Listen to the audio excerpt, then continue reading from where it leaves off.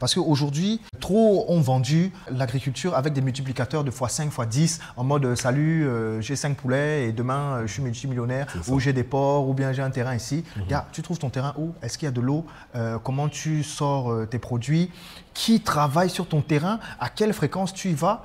Et surtout, où est-ce que tu as l'argent pour investir le temps que ça prenne? On a un pécule de côté, etc. Ouais. Parce que soit ça va fondre comme neige au soleil parce que tu vas prendre Yango tous les jours, ou soit tu ne vas jamais te lancer parce que tu te dis, ben, j'ai pas encore la somme qu'il me faut, etc. Si tu te dis, OK, pourquoi est-ce que j'appréhende de façon logique? OK, j'ai peur de la sécurité, j'ai peur qu'il n'y ait pas d'électricité, j'ai peur de ne pas trouver un job. Ben, tout ça, tu peux l'écrire sur un papier et essayer d'apporter les réponses. OK, j'appelle lui, je regarde le podcast d'Aquabac, est-ce qu'il répond à la question? Donc, l'appréhension, il ne faut pas que ça nous bloque. C'est comme aussi, voilà, j'ai pas assez d'argent, mais c'est surtout, OK, j'ai peur de quoi concrètement?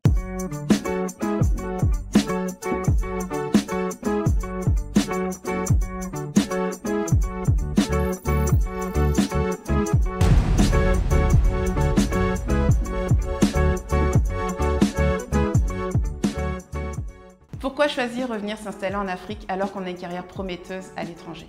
Parmi tant d'autres, c'est l'une des questions auxquelles va se soumettre notre invité du jour pour nous permettre de mieux comprendre ces pérégrinations africaines, de Douala en passant à Abidjan et par Sao Tomé. Camerounais d'origine, consultant, entrepreneur, podcasteur et aussi fondateur du projet Kids Farming 2025, le parcours de Willy Mboukem va nous offrir également l'occasion de plonger dans le secteur de l'agroalimentaire en Afrique à travers son expérience dans l'industrie du cacao.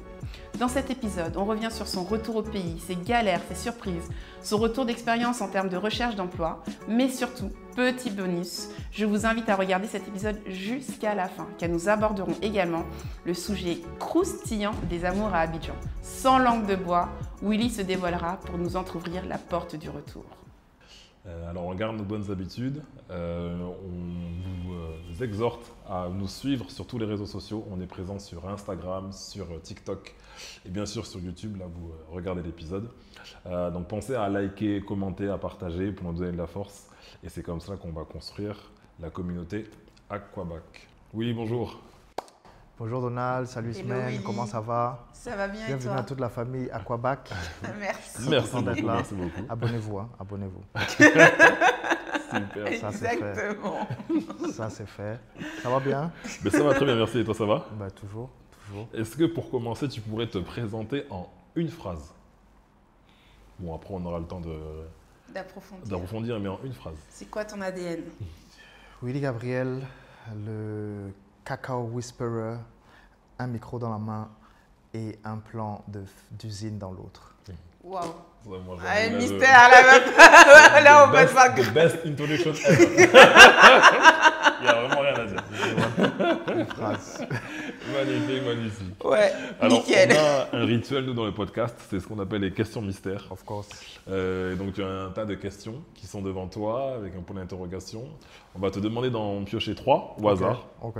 Et donc, des questions auxquelles tu devras nous répondre. Et tu as droit à un joker. Ok. Donc, si jamais il y a une question à laquelle tu veux ne pas répondre, tu nous diras pourquoi. Je peux la jokeriser. Donc, ok. Voilà, c'est ça. Alors, la question directement, je dois la lire, c'est ça? C'est ça, tout à fait. Quel mythe financier sur le rapatriement aimerais-tu déboulonner? Ouh, that's interesting. Moi, je dirais à plusieurs égards, déjà être prêt, absolument, on arrive, on sait là où on va, on a un pécule de côté, etc. Ouais. Parce que soit ça va fondre comme neige au soleil parce que tu vas prendre Yango tous les jours, ou soit tu ne vas jamais te lancer parce que tu te dis, ben non, je ne sais pas, je n'ai pas encore la somme qu'il me faut, etc. Donc, toujours, je dirais chercher l'entre-deux, mais le plus important, se lancer, quoi. Ne pas attendre d'avoir, je ne sais pas combien sur son compte pour se dire, OK, j'y vais. Ouais. OK. On recommande généralement de 6 mois à 1 an. Toi, Non, an de non. revenus. Wow. Toi, tu n'es pas de cette école-là. Absolument pas. Ouais. Absolument pas. C'est pour ça que je demande. Je sens qu'il n'est pas de cette école. Absolument pas. Moi, je suis dans l'école, j'y vais. Et ce que j'ai à faire là-bas, parce que peut-être là où je suis quitté, j'étais dans une situation ultra confortable et j'avais tout ce que je voulais. Donc, si je veux traduire ces 6 mois de revenus, ça me fait, je dis n'importe quoi, 10 000 euros d'épargne. Donc, je rallonge mon projet d'encore 1 an ou 2 ans. OK. Donc, je ne peux pas dire ça, je ne sais pas. Je ne pourrais pas dire combien de mois. Moi, je pourrais dire Je sais que j'étais dans une situation confortable. Je vais là-bas, peut-être je n'aurai pas tout de suite. En tout cas, ce que j'ai et ce qui me permettra de me mettre le pied à l'étrier, ben, je vais le prendre. Si je gagne 100 € par mois et que je sais que c'est sur 2 mois ou 3 mois, ben, je les prendrai parce que derrière, je vais construire et faire quelque chose de grand, quoi. D'accord. Et surtout, c'est vrai qu'on aborde souvent le sujet par la question du revenu, donc le produit, la ressource, mais pas par la question des dépenses. Et on peut aussi se dire qu'en fait, on réduit tout simplement son niveau de vie. Et c'est un peu le choix, moi, que j'ai fait en arrivant, puisque je me lançais dans l'entrepreneuriat, je ne savais pas ce que ça allait donner. J'avais mes épargnes, mais je voulais ménager ma monture le plus longtemps possible. Donc, j'ai fait le choix d'un appartement, alors le confort, parce que j'ai besoin d'être confortable, mais peut-être pas dans un des quartiers les plus huppés d'Abidjan, peut-être pas le standing le plus fou d'Abidjan. Mon loyer, il était à, on va dire, à 480 € par mois. Alors que même en France, je paye un loyer plus élevé que celui-ci. Mais comme c'était le principal poste de dépense, ben, j'ai fait attention. Et de toute façon, comme tu le disais, Yango m'a fait la fête. Donc je pense que je dépensais plus en Yango qu'en loyer à un moment donné, quoi. C'est ça. Donc ouais, assez d'accord avec toi sur ce point. So this one, I will take another one. Je trie. Hein. Ouais, Allez, c'est bien, vas-y, c'est bien vas-y. ça. Ok, alors, quel conseil donnerais-tu à quelqu'un qui ressent l'appréhension à l'idée de rentrer au pays? L'appréhension de rentrer au pays. Bon, vraiment, pour la question, moi je dirais déjà, tu rentres où, tu vas où et pourquoi tu vas faire ça. Mais ne soyons pas tout de suite très pushy. Si tu ressens une appréhension, c'est qu'il y a une raison, je pense. Et qu'en bon consultant, toute appréhension, normalement, si tu la prépares, tu devrais résoudre les clés de ton appréhension. Je m'explique. Si tu te dis, OK, pourquoi est-ce que j'appréhende de façon logique? OK, j'ai peur de la sécurité, j'ai peur qu'il n'y ait pas d'électricité, j'ai peur de ne pas trouver un job. Ben, tout ça, tu peux l'écrire sur un papier et essayer d'apporter les réponses. OK, j'appelle lui, je regarde le podcast d'Aquabac, est-ce qu'il répond à la question? You know what I mean? Donc, l'appréhension, il ne faut pas que ça nous bloque. C'est comme aussi, voilà, j'ai pas assez d'argent, mais c'est surtout, OK, j'ai peur de quoi concrètement? Parce que moi, à l'inverse, honnêtement, quand j'ai dû aller au Portugal pour faire mes études, on en reviendra peut-être, ben, je ne parlais pas la langue, j'allais sur un nouveau diplôme, sur une nouvelle culture, dans un autre pays. Donc j'avais beaucoup d'appréhension, énormément d'appréhension. Est-ce que je vais réussir l'agronomie en portugais? Je n'ai jamais fait d'agronomie de toute façon. Donc tout ça, mis bout à bout, j'avais une amie qui était là-bas, elle dit écoute, voilà, déjà, tu vas venir chez moi, donc tu auras peut-être moins de loyer à payer. Ensuite, pour tes cours, je ne peux pas t'aider, mais en tout cas, tu vas te battre. Donc, les appréhensions, bon, on est grand, je pense qu'il faut pouvoir les coucher sur le papier et trouver les ressources là où on peut, quoi. You know? Une approche très méthodique, en effet. Ben oui, sinon après, on se noie. Il prend que des 3 piments. Mais il répond bien. C'est clair. Je voyais les piments, je me disais, mais pourquoi il y a des piments en fait? Parce qu'il y a des niveaux de... Ah voilà, là c'est un piment. Y a-t-il des aspects qui rendent le voyage difficile localement ou dans la sous-région? Alors, quand on dit le voyage, ça veut dire quand on est déjà arrivé ou quand on doit venir? C'est ça, là, quand tu es déjà arrivé, parce qu'il y a marqué la sous-région. Donc voilà, si tu dois voyager dans la sous-région, est-ce qu'il y a des... Soit à l'intérieur du pays, soit dans la sous-région. Voilà, est-ce qu'il y a des trucs qui sont difficiles? Est-ce que c'est... Qui rendent difficile localement ou dans la sous-région? Bon, on ne va pas se mentir, hein, il y a toujours la question de la route dans nos horizons. On se demande toujours, voilà, est-ce que le nid de poule va renverser mon bus ou pas? Mais je dirais peut-être, pour mettre un peu de méthode, quel véhicule, avec qui et où est-ce que je vais? Donc si on peut répondre à ces questions, et puis si on a choisi de faire un voyage, c'est que voilà, moi je veux aller à Tchassalé, je veux aller dans le nord d'Abidjan ou je veux aller au Ghana. Bon, je suis quelque peu préparé psychologiquement et je peux le faire. Moi, pour l'anecdote, je suis parti au Ghana une fois en avion et par question financière, j'ai dû prendre le bus pour rentrer. Donc en partant d'Abidjan. De Accra. De Accra. Il a fait le vol Abidjan-Accra, voilà, mais il est revenu, je suis revenu en bus. Le voyage n'était pas difficile parce que c'est très bien organisé. Il y a une compagnie qui a pignon sur rue. Le prix est très clair. Je pense à l'époque 17 000 francs. Donc comparé à un billet qui coûte 150 000. C'était quand tes 17 000? Like maybe 2 years ago. Peut-être 2 ans. Il y a 2 ans. C'est 40 000 aujourd'hui. Ah, donc ça a Alors, beaucoup c'est augmenté. l'aller-retour. Parce que là, Non, il c'est parle l'aller, c'est l'aller. Ah ouais? Bon, L'aller. moi c'était Tu que payes l'aller. 80 000 aller-retour.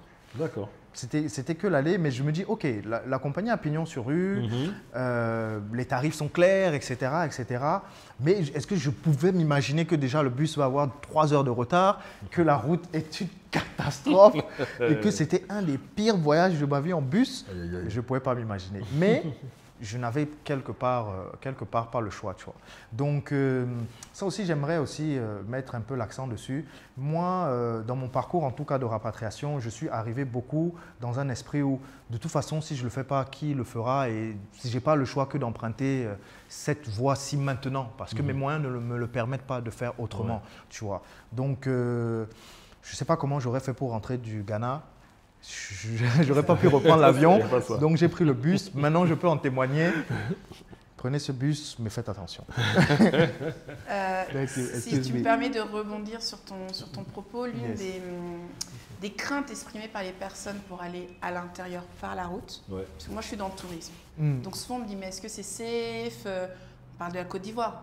On peut dire aujourd'hui que c'est safe, mais pendant longtemps, il y avait cette réputation des coupeurs de route, effectivement des routes qui ne sont pas bonnes et ainsi de suite. Je pense pouvoir dire en toute sérénité que les routes sont safe en Côte d'Ivoire. Après, il faut éviter de voyager de nuit. Ça, quand tu pars d'une destination pour d'aller à un point A à un point B, ne t'organise pas pour arriver à 22h, 23h, parce qu'à un moment donné, il y a des routes où il n'y a plus de lumière. Et le risque, il est là. Si que la route n'est plus illuminée, tu as une grosse pluie, tu es dans la merde. Mais indépendamment de ça, franchement, nickel. Et j'ai fait aussi, moi j'ai fait Abidjan-Cotonou, 24 heures. Ok. Et à l'aller, ça allait, c'était une belle aventure. Au retour, j'ai commencé à regarder mon compte en banque en me disant, est-ce que je vais pas me prendre un billet d'avion quand même pour revenir à Abidjan? Mais j'ai repris par la route. Le plus dur pour moi, c'est en tant que femme, c'était 24 heures où tu passes par moment au sanitaire et rien n'est pensé en fait pour les femmes.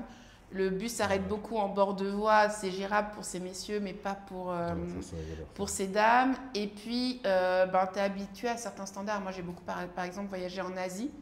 Et les bus VIP, c'est des bus, c'est grand luxe, quoi.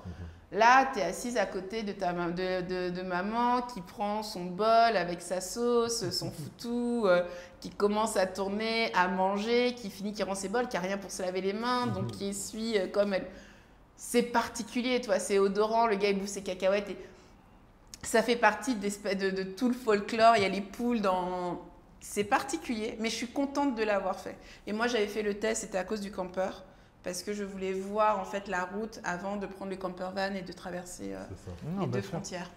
Bon, après, c'est vraiment un exemple. J'ai fait Accra, Cotonou en passant par Lomé. C'est une route côtière. Comme les pays sont relativement proches, je pense que tu mets 3 heures Accra, Lomé, la route est côtière, c'est nickel, tu kiffes ta life, quoi. C'est ça. Le tronçon le plus difficile, c'est Abidjan, Accra, en fait. Yes, c'est vraiment le plus difficile. Le plus long. Le moins bon. Le moins bon. J'aimerais bien le faire ça, en effet. C'est vrai? Ah, ok. C'est le moins bon. Puis on ne parle pas des vols interrégionaux, je pense que tout le monde sait qu'ils sont hors de prix. Non, c'est malheureusement encore beaucoup trop cher. On ne va pas évoquer, À part si on fly sur la compagnie Rouge qui vient des Émirats, pour ne pas donner de nom, mais sinon c'est hors de prix. Pour le moment, c'est pas intéressant. Mais bon, quand on n'a pas le choix, on n'a pas le choix. On fait avec. C'est ça. Ok. Écoute, 3 sur 3, bravo. Merci pour les réponses. On va rentrer dans le vif du sujet. Et la première question, c'est celle du pourquoi. Quel a été finalement ton moteur pour quitter cette carrière qui était bien lancée, somme toute, et revenir t'installer en Afrique? Ok. Alors, pour bien mettre les choses dans le contexte, moi je suis camerounais, je fais mes études à Douala, je passe mon bac au Gabon, puis je vais en France et ensuite au Portugal. Voilà, il y a pas mal de choses qui s'enchaînent. Mais une chose est sûre, c'est qu'à aucun moment, même si c'est le grand désir de mes parents à l'époque, mais à aucun moment je reste en Europe pour quoi que ce soit, ni pour 10 000, ni pour 15 000 euros de salaire. This is not possible. Ma mission, mon objectif, c'est de faire grandir mon continent par la voie de l'agriculture dans la mesure du possible. Donc j'emmagasine tout le savoir qu'il y a à apprendre et je suis très très clair, je rentre une fois que c'est fait. Okay? Donc, du coup, ça s'est fait très vite parce que moi, je reviens en vrai sur le continent dès que je finis mon troisième diplôme qui est le diplôme d'agronomie au Portugal. C'est-à-dire, j'ai l'opportunité d'aller travailler à Sao Tomé, donc je suis sur le continent et je ne repartirai plus en Afrique. Et là, on est en 2018, et donc je ne repartirai plus en Europe, pardon. Donc, c'était dans ce sens. Maintenant, peut-être pour cadrer à la question, qu'est-ce qui m'emmène à Abidjan? Parce qu'on est à Aquabac et parce qu'on parle d'Abidjan en l'occurrence. Ce qui m'emmène ici, c'est que dans mes pérégrinations au Cameroun, j'ai un échec entrepreneurial où je remets beaucoup de choses en question et je me dis, il faudrait peut-être que je retourne dans le salariat, reprendre de l'expérience, reprendre du cash aussi, parce que là, j'ai une assurance que l'argent tombe tous les mois. Et donc là, j'ai mon ami de toujours, salut Philippe, qui me dit, écoute, moi je sais que tu fais de la logistique, j'ai un projet de logistique à Abidjan, viens. Hasard des choses, mon grand frère habite en Côte d'Ivoire depuis plusieurs années, presque 10 ans maintenant, il est installé, médecin, etc.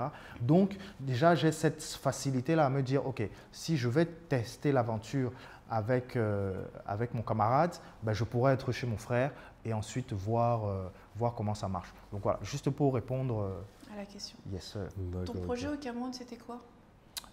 C'était du consulting agro. On créait des fermes pour des personnes, pour des gens. Et est-ce que tu arrives aujourd'hui à identifier les raisons pour lesquelles tu parles d'un échec ou tout au moins le projet n'a pas pris comme tu le voudrais? Parce qu'il y a des personnes qui veulent sûrement aller au Cameroun, ça pourrait les intéresser d'avoir ton retour d'expérience? Oui, oui, totalement. Et, moi, j'arrive au Cameroun en sortant de Sao Tomé. Sao Tomé,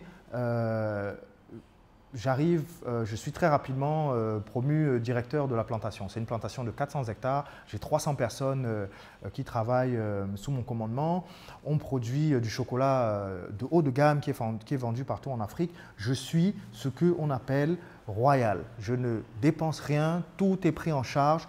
Je travaille énormément parce que je vis sur la plantation, mais c'est royal. On ne va pas se mentir, ok? Donc je sors de là. Le Covid me fait sortir de là et puis je vais au Cameroun et de là je me lance dans l'entrepreneuriat. Je n'ai en plus jamais travaillé au Cameroun parce que je pars en terminale du Cameroun, donc je n'y ai jamais travaillé. Donc pour être succinct, je pense que je commets 3 erreurs. La première qui m'a coûté le plus, c'est de ne pas fidéliser mon personnel. C'est-à-dire, je travaille avec quelqu'un que j'ai rencontré presque par hasard. On évolue, on gagne des marchés, on va ici, on va là-bas. Mais à aucun moment, je m'assois pour lui faire un contrat, pour lui dire « Ok, franchement, là, on a une super lancée, c'est magnifique. En plus, je peux te donner des parts, etc. » Et puis, on a un truc. Donc, à un moment donné, parce qu'il y a des ups and downs et que de toute façon, lui aussi, il voit que rien ne le retient, il me dit « Écoute, je m'en vais. » Je me retrouve waouh, un peu tout seul parce que je perds mon bras droit qui vraiment… avec qui je faisais fonctionner tout le truc, quoi. Donc ça, c'est la première des choses. Sur la deuxième des choses aussi, c'est de ne pas faire le distinguo parce que tu es entrepreneur entre le CA et toi, qu'est-ce que tu te verses comme rémunération? Je ne me versais pas de rémunération. Soit je n'avais pas ou soit j'étais dans le CA, ce qui est vraiment, ne faites pas ça chez vous, quoi. This is the second thing. Et puis la troisième chose, c'est que l'environnement camerounais a ses réalités. Peut-être que je n'ai pas assez expérimenté, mais en tout cas, quand on travaille, moi je travaille sur une commodité qui est le poulet de chair. Donc quand tes prix des matières premières, grâce à nos amis russes et ukrainiens, font x5 et que parce que à côté, tout le monde s'est dit « Oh waouh, c'est la canne, donc on va tous faire du poulet parce que toute l'Afrique va venir manger du poulet ».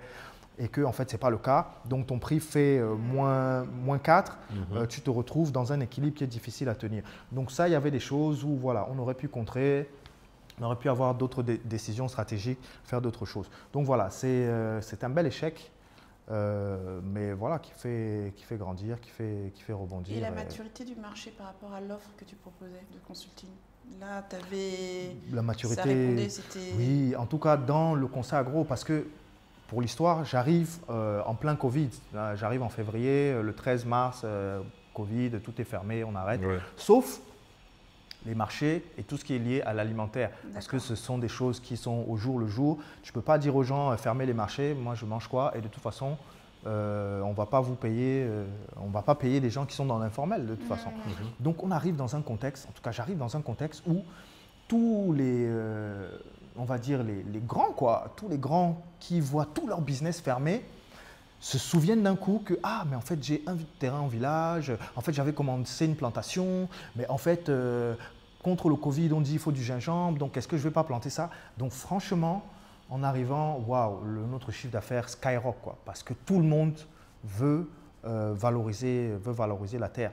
C'est toujours le cas, hein, je ne dirais pas que ça a arrêté, mais à ce moment donné là, tout le monde veut valoriser la terre et de toute façon c'est la seule activité qui est encore ouverte, que les gens peuvent faire tranquillement. Tout le reste est fermé, les boîtes de nuit, les restaurants, les bureaux, etc. Tout le reste est plus ou moins fermé, quoi. Okay. Donc yes, la maturité y est. Ok, très clair. Et c'est vrai que pour revenir un peu sur cette expérience donc à Sao Tomé, Principe, c'était ta première expérience quand tu reviens sur le continent? Tout à fait. Et Besseny qui est assez méconnu. Qu'est-ce que, si tu as des conseils à donner à des gens qui veulent aller s'installer là-bas, quels seraient ces conseils-là et qu'est-ce que tu en retiens de cette île? Oula, s'installer, je ne sais pas ce qu'ils vont faire là-bas. Hein. Aller voyager. Mais toi, qu'est-ce que tu allais faire là-bas? Comment est-ce que tu atterris là-bas? Moi, je suis à Lisbonne, à l'Institut supérieur d'agronomie. Et puis, j'ai un appel, on me dit, écoute, il y a cette plantation qui veut se diversifier, qui veut grandir.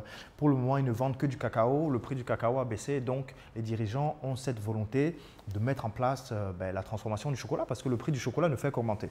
Donc, ils cherchent des gens, eux, ils sont francophones, ils cherchent des gens qui peuvent être francophones, qui ont, je vais dire, le recul ou la culture africaine, mais aussi qui vont pouvoir parler portugais. Moi, je suis à Lisbonne et je cumule les trois facettes. Donc, je signe pour un stage de 3 mois pour planter de la vanille, du poivre et tout ce qui s'ensuit. Et hasard du calendrier, la direction en place démissionne, etc., etc. Et puis, je prends petit à petit en galon jusqu'à ce qu'on me dise, écoute, maintenant, c'est toi le king of the jungle, quoi. Donc vas-y. Donc, voilà, c'est comme ça que j'arrive.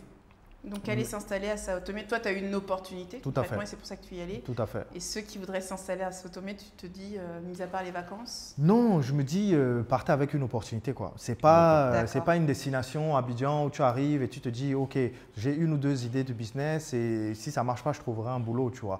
Non, c'est un territoire insulaire tout petit. Il y a très dynamique, j'imagine. Pas forcément, effectivement, pas forcément très dynamique. Il n'y a pas 50 entreprises multinationales. Donc, ceux qui auront besoin de toi, ils viendront te chercher. Donc, non, vraiment qu'on s'entende bien. Ne partons pas en aventure à Sao Tomé. mais aller faire une semaine, voyager, etc. Pour ça, découvrir. Ça, c'est le must parce que ça reste un pays, en tout cas même si c'est insulaire, mais c'est un pays africain qui est plutôt proche de nos côtes. On parle de 1 heure, ça a 1 heure de Douala, ça a 1 heure de Libreville, 45 minutes de Accra, même de Abidjan, je pense qu'on peut y aller facilement. En tout cas, ce sont des décors qu'on ne voit pas forcément sur le continent. L'eau bleue cristalline, la nourriture excellente, les gens sont en amour. Ils ont vraiment l'amour, en tout cas aussi, quand tu parles français, ils aiment beaucoup cette langue, etc. Et puis, en tout cas, moi, pour mon expérience, waouh, c'était vraiment choquant d'arriver sur un territoire et tu vois des Africains qui parlent portugais et tu te dis, les gars, arrêtez, la blague n'a que trop duré, quoi. Parlez-moi français, parlez-moi anglais. Mais waouh, c'est très, très, très. Culturellement, ça te fait quelque chose. Et après, voilà, tu réalises très vite que c'est leur langue, ils font pas semblant. Et puis derrière, voilà, tu entends la musicalité africaine, même sans comprendre ce qu'ils disent, tu comprends la situation, tu comprends ce qui se passe, les intonations, etc. Et puis après, quand tu parles la langue, et puis tu parles plus la langue locale, j'ai envie de dire, parce que le portugais, forcément, est différent que celui du Portugal. Quand tu deviens beaucoup plus local, mais voilà, c'est vraiment un nice place. C'est un créole, donc c'est un créole. Non, c'est vraiment le portugais, c'est vraiment le portugais. Après, ils ont aussi le créole, parce qu'il y a des Angolais qui sont arrivés, il y a des Cap-Verdiens qui sont arrivés, etc. Mais en tout cas, ils parlent le portugais, mais qui est très différent du portugais qu'on parle au Portugal, qui sera différent de celui qu'on parle au Brésil ou au Mozambique. On s'entend. Forcément. On s'entend. Mais du coup, pour la petite histoire, moi, quand j'arrive à Douala, je me dis, OK, c'est un territoire méconnu. Donc, qu'est-ce que je vais faire? Je vais faire une agence de voyage qui aura une seule destination, Sao Tomé. Et donc, je vais envoyer les gens là-bas parce que je connais l'île, j'ai des contacts, je peux organiser des trips là-bas. Donc, j'ai fait ça pendant quelques temps quand j'étais à Douala. Ça marchait très bien parce que du coup, à 1 heure de vol, les prix étaient vraiment exceptionnels, quoi. À l'époque, tu étais en aller-retour à 200 000. Voyager à 200 000 sur l'Afrique. Ça n'existe pas, quoi. Ça n'existe pas. Donc, l'île en elle-même coûte pas cher. Et l'île en elle-même coûte pas cher. Donc, on avait des forfaits tout organisés avec billets d'avion, etc. Et donc, ça marchait, c'était cool. D'accord. It was nice. Top. Et du coup, quel impact ce choix? Donc, tu commences par un stage et après tu... C'est ça, c'était un stage. Oui, je commence par le stage, après je gravis. Tu évolues. Mais donc justement, quel impact tu penses le choix de cette trajectoire-là, quel impact elle a aujourd'hui sur ta carrière, sur ta trajectoire professionnelle, sur ta rémunération? Comment est-ce que tu le vois? C'est une ascension, une récession? Yeah, that's a nice question. Alors, ce qui se passe, c'est que déjà, moi, je ne m'attends pas du tout à ça. Moi, j'arrive pour faire mon stage et puis partir normalement. Et puis, je monte petit à petit, ce qui fait que je ne retourne pas au Portugal pour terminer mon master. Donc, ça aussi, c'est une autre question. D'accord, tu ne retournes pas pour finir. Je ne retourne pas pour finir parce que je suis en stage, j'ai 3 mois et je dois repartir pour finir. Mais en fait, on te propose un job. Voilà, en fait, on me propose un job. Tu préfères rester. Donc, je suis là, quoi. Et après repartir, voilà, c'est difficile, etc. Et puis le master, je pense aussi, il avait fermé parce que, en tout cas, si on a le temps, l'histoire de ce master-là aussi est très, très intéressante. Mais en tout cas, on y reviendra. Donc, non, ce qui fait que sur mon parcours, waouh, c'est un multiplicateur. Parce que tout de suite, à l'époque, j'ai quel âge? J'ai 28 ans. Tout de suite, tu as 300 personnes et que, en volume, comparé au cacao qui se fait en Côte d'Ivoire, c'est tout petit. Ouais. Mais tout de suite, tu as 300 personnes. Tout de suite, tu dois mettre ça en mouvement. Et en plus, on grossit progressivement avec une marque de chocolat qui commence vraiment à prendre et à avoir pignon sur rue. Et donc, tout de suite, c'est une expérience, je sais qu'à tout moment, je vais la capitaliser. Et je pense que ça m'a beaucoup servi, en tout cas pour avoir le job que j'ai aujourd'hui, la fonction que j'occupe aujourd'hui à Abidjan. D'accord, ok. Bon, si on doit te mettre un peu dans la sauce, continent ou terre des éléphants? Waouh, ça c'est... C'est dur de choisir entre le... Sauce. Non, moi je suis à Abidjan. J'ai un titre de séjour à Abidjan jusqu'en 2029. Un titre de séjour à Abidjan. Donc je suis à Abidjan, voilà. Je suis à Abidjan. Mais non, le Cameroun ne bougera pas. Le Cameroun ne bougera pas géographiquement parlant, tu vois. Ouais. Donc un jour peut-être, j'attends qu'on m'appelle pour être ministre de l'Agriculture. On te le souhaite. C'est clair. J'irai volontiers, mais au jour d'aujourd'hui, non, je suis à Abidjan d'abord pour le moment. Okay. Mais le cœur est 237, you already know.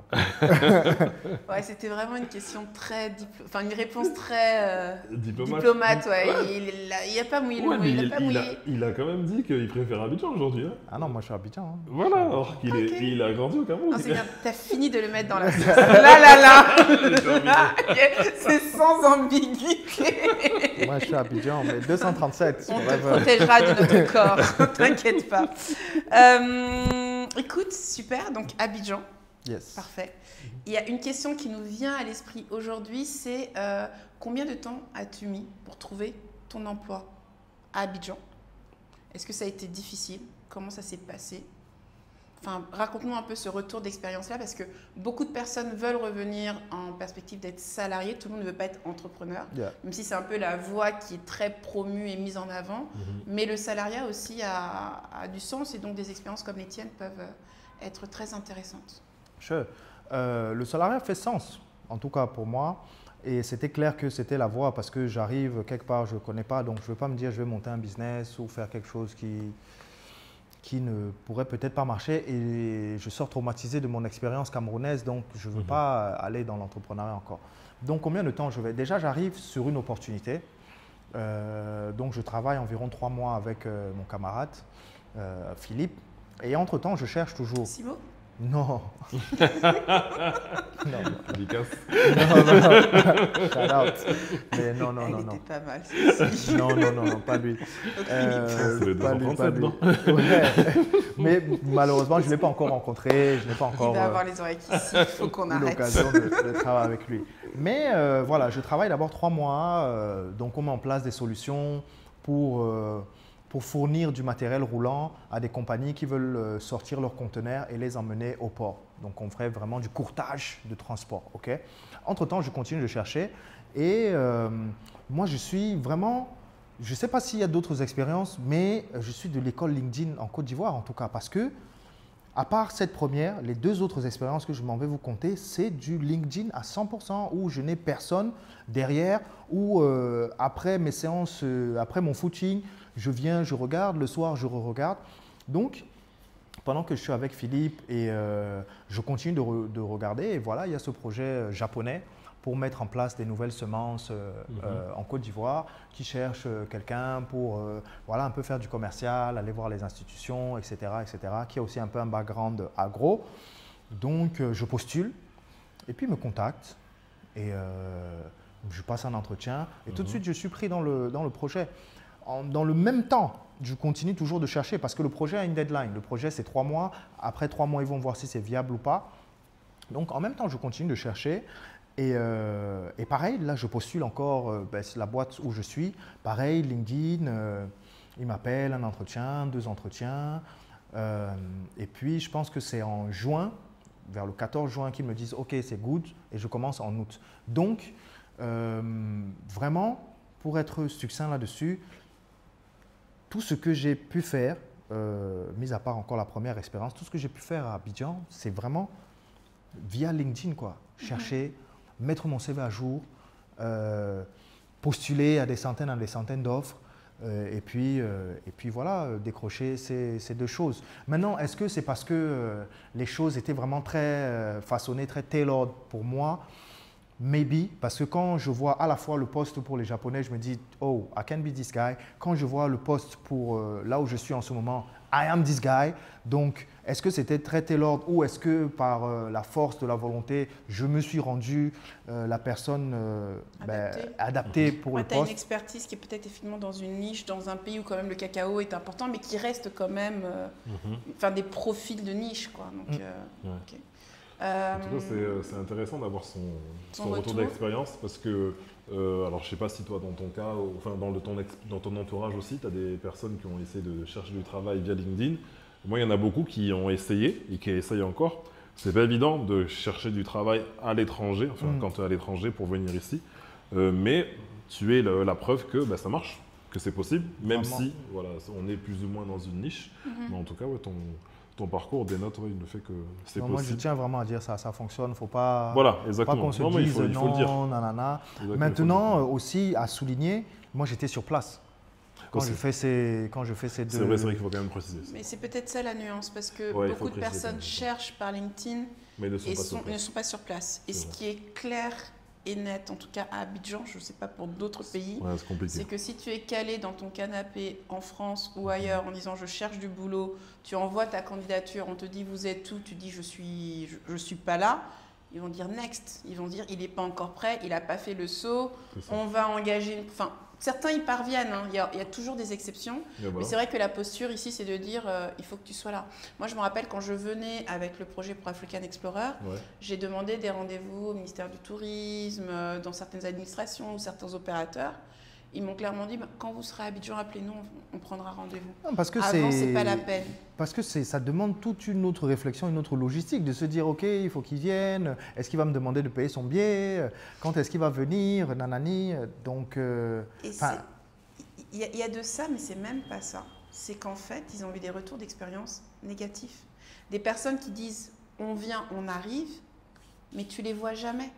Et toi, il y a déjà en fait cette réputation de certaines personnes de la diaspora, puisque le mouvement, enfin tout le monde veut venir, donc on dit on veut venir, on appelle, on prend des contacts, on sollicite les gens, et puis au moment où le truc doit se faire, on dit ah bah non finalement je suis pas venu, j'ai pas pu, je viens pas. Et donc du coup il y a une méfiance aussi. Il faut savoir qu'il y a une forme de méfiance vis-à-vis de nous quand on est à l'extérieur, mais quand tu viens ici et que tout le monde, on a le même pied sur le même goudron et ok, là, on peut commencer parce que à parler. Les choses vont très très vite parce que la compagnie va screener ton profil et elle se dit « Oh wow, this is a nice one ». Aussi, il faut savoir, quand les gens recrutent, ils ont des deadlines. On ne recrute pas sur un espace-temps illimité. Quoi. On a une deadline. Donc, ok, la RH va se dire écoute, moi, il me manquait un profil, c'est ce profil. Vas-y, il faut que je le cale la semaine prochaine. Sinon, moi aussi, je me fais taper sur les doigts. Mais voilà, il faut commencer la réflexion. Il est en France, il est ceci, il est cela, par visio. Et en plus, là où c'est tellement risqué, imaginez vous arrivez, le job est magnifique, d'accord, vous avez pris le billet d'avion, vous êtes venu, mais la ville ne vous plaît pas. Absolument pas. Les embouteillages, ça vous traumatise. Il n'y a pas, je ne sais pas, ceci, il n'y a pas cela, il n'y a pas telle nourriture. Et après, vous voulez partir. Perte de temps pour tout le monde, en fait. Donc, mais par contre, voilà, moi je vois des gens, ils viennent, ils prennent des vacances, 10, 12 jours, et puis ils sont sur place. Et ils enchaînent les rendez-vous, ils sont sur place parce que les choses vont vite. L'ami de l'ami, attends, vas-y, lui, je le mets en contact, appelle-le. Mais personne ne va vouloir mettre cet effort pour parler à quelqu'un qui est de l'autre côté. Oui, qui n'a peut-être pas encore totalement, qui est aspirant, mais qui n'a pas encore totalement pris sa décision. Et tu dis 10, 12 jours, parfois c'est 1 mois, 2 mois, 3 mois, j'en ai vu comme ça, qui sont posés et effectivement qui, dans ce laps de temps, trouvent du boulot. Donc la clé, peut-être l'une des clés, c'est d'être sur place, indépendamment de LinkedIn et autres. On en a déjà parlé, mais tu avais aussi évoqué le fait que tu avais été chassé par des cabinets de recrutement ici à Abidjan. Tout à fait. Ton expérience, qui n'est peut-être pas l'expérience de tous, mais comment a été ton expérience? Alors, sur le cabinet de recrutement, moi j'ai arrêté ça très vite parce que je me suis rendu compte que, en fait, eux, ils ont un agenda qui n'est peut-être pas le mien, dans la mesure où ils veulent un maximum de profils pour faire plaisir, pour répondre à leur mandat, d'accord? Donc j'ai eu 2-3 expériences où j'ai fait waouh, je pense que j'ai jamais fait autant d'entretiens pour un poste. Là où je suis, j'ai pas fait autant d'entretiens qu'à travers un cabinet. Il faut passer au cabinet, le RH du cabinet, le RH de la boîte et puis maintenant les responsables de la boîte pour attendre un final entretien. Mais en fait, là où moi, mon expérience n'a pas été concluante, c'est que à la fin de la journée, ce n'est ni oui ou ni non. C'est juste les gens disappear. Silence radio. Silence radio. Et ça, pour quelqu'un qui est là, qui cherche, c'est très frustrant parce que tu te dis, ok, est-ce que c'est que je ne fit pas? Est-ce que c'est que je n'ai pas le bon profil?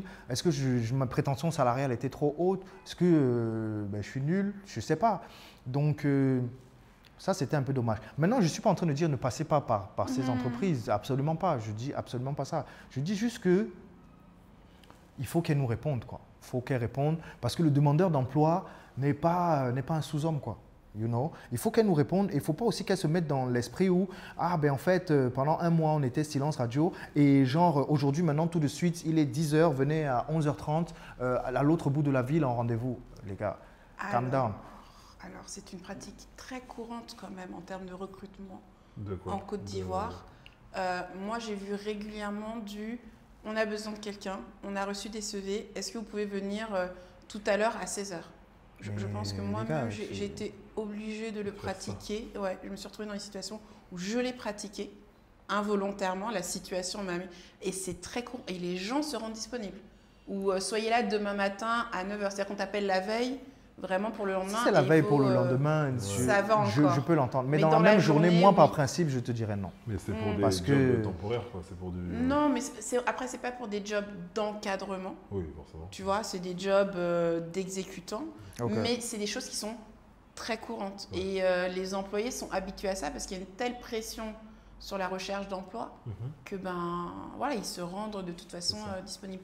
Tu as évoqué la question de la rémunération. Est-ce que tu as eu à faire des concessions sur tes rémunérations, mis à part Sao Tomé, parce que j'ai compris que c'était quand même fiesta, mais à Abidjan? Est-ce que j'ai eu à faire des concessions? Non, pas. Je dirais pas. Moi, je sais ce que je vise, je sais là où je veux aller, mais moi, je veux le boulot, quoi. Je veux le boulot. Là où je suis, j'ai même pas négocié, quoi. Ils m'ont dit, ok, c'est temps. J'ai dit, les gars, let's go, quoi. Je veux le travail, je veux construire, participer à ce projet et avancer. Donc, tu ne regardes pas que la rémunération. Et peut-être qu'on ne devrait pas regarder que la rémunération quand on revient. C'est important, mais je parle vraiment, il faut vraiment mettre beaucoup de pincettes. Il faut que les gens comprennent aussi le contexte. Parce que le contexte d'un père de famille, 2 enfants, qui ramène toute sa famille, moi, je ne peux pas me permettre de dire non, la rémunération, c'est ceci. Non, moi, j'arrive célibataire, sans enfant, dans un territoire où je veux tout manger, tout exploser, quoi. Donc, le projet est intéressant. Mais oui, le projet est intéressant. Tu me payes, je te dis n'importe quoi, 500 €, alors qu'avant, j'en gagnais 2, 3, 4 fois plus. Je dis, let's go. Parce que de toute façon, qu'est-ce que je vais faire? Je vais rester à la maison en attendant le job potentiel où je vais gagner le salaire que j'avais avant. Non. Mais le contexte est très important.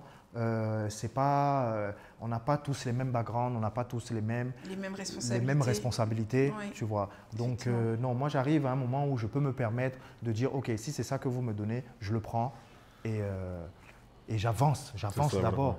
On va voir devant, quoi. Tu l'as évoqué tout à l'heure, quand on parlait entre le continent et la Côte d'Ivoire, tu as parlé de ton titre de résident que tu as ici. Question pratique, est-ce que ça a été galère pour l'obtenir? Quelles ont été les étapes?